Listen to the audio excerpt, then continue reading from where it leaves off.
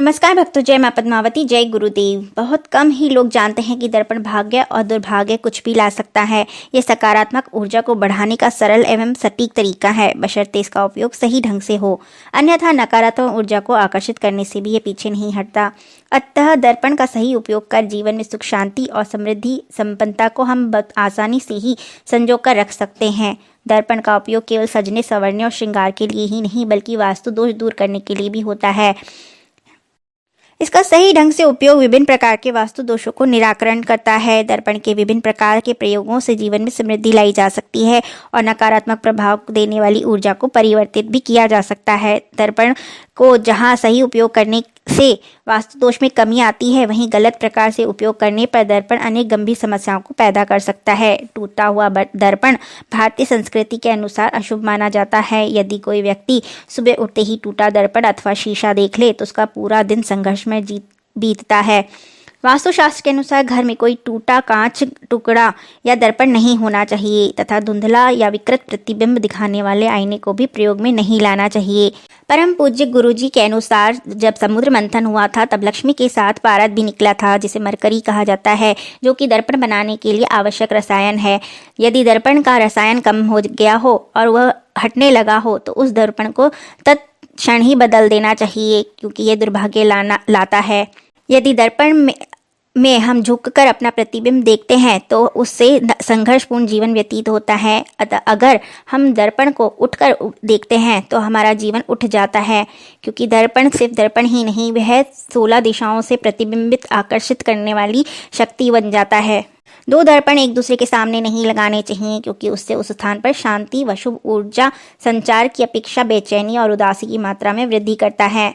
शयन कक्ष में भी कभी दर्पण नहीं लगाना चाहिए, खासतौर पर उस जगह सोने वाले का बिस्तर उसमें दिखाई देता हो या शयन कक्ष में बिस्तर के सामने यदि दर्पण हो तो पति पत्नी के बीच मनमुटाव व वैमनस्य का कारण बनता है।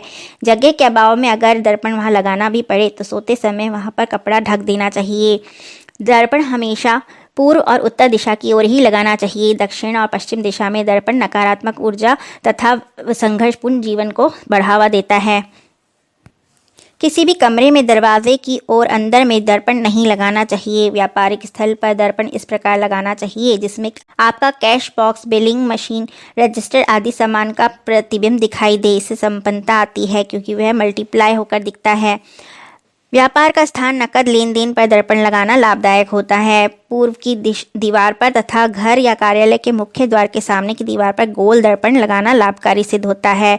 यह दर्पण उगते हुए सूर्य का प्रतिनिधित्व करता है। आवासीय भवन अथवा व्यावसायिक भवन में ईशान क्षेत्र में दर्पण लगाया जाए तो इससे आय में वृद्धि होती है। उत्तर पूर्व की दीवार पर लगा दर्पण नई नई योजनाओं के द्वार खोलता है। घर का कोई कोना जहां कोई गतिविधि न होती हो, वहां पर अंधेरा हो तो वहाँ नकारात्मक ऊर्जा का संचार हो जाता है। ऐसे स्थान को ऊर्जावान करने के लिए वहाँ दर्पण का प्रयोग किया जा सकता है तथा सही स्थिति में वहाँ दर्पण लगाकर प्रकाश भी बढ़ाया जा सकता है। यदि आपके घर के बाहर टेलीफोन के खंभे, वृक्ष या दूसरे के घर की दीवारों से बनने वाले कोण वास्तु दोष उत्पन्न कर रहे हैं तो जरूरत के अनुसार वहाँ दर्पण लगाकर वेद को विपरीत दिशा में प्रतिबिंब करके वास्तु दोष को कम किया जा सकता है। रसोई घर में दर्पण भूल कर भी नहीं लगाना चाहिए। चाहे तो भोजन कक्ष की डाइनिंग टेबल के पास दर्पण लगा सकते हैं। डाइनिंग टेबल के पास दर्पण को इस प्रकार लगाना चाहिए कि पूरी डाइनिंग टेबल दिखे। इससे आपके घर में धन से संबंधित समस्याएं यदि चल रही हैं तो वह खत्म होने लगेंगी। घर के बाहर कभी आपको वास्तु दोष लगता हो कि कोई बड़ा पेड़ है, खंबा है, कोई घर है जो बंद है या तिराहा है, तो वहाँ पाकवा मिरर लगाना चाहिए। यदि आप तैयार होकर कहीं जाते हो और आपको घर आकर नजर लग जाती हो तो उस शीशे पर जिस पे आप तैयार होते हैं उस पर सिंदूर जो होती है हनुमान जी वाली ऑरेंज कलर की सिंदूर को घी में घोलकर अपने मिरर पर स्वास्तिक बनाकर 2 रेखाएं खींच देनी चाहिए। इससे नज़र नहीं लगती। यदि बेडरूम से अटैच बाथरूम हो तो उस बाथरूम में शीशा लगाया जा सकता है, परंतु बेडरूम में शीशा नहीं लगाना चाहिए। यदि आपके घर में कोने गायब हैं या अनियमित आकार है तो इन क्षेत्रों में दर्पण लगाने से स्थान को ऊर्जावान रूप में पूरा करने में मदद मिलती है। दर्पण का उपयोग ऊर्जा को पुनर्निर्देशित करने या सकारात्मक विचारों को बढ़ाने के लिए किया जा सकता है। जब कुछ क्षेत्र अवरुद्ध या पहुंच के योग्य होते हैं वहां पर इसे लगा सकते हैं।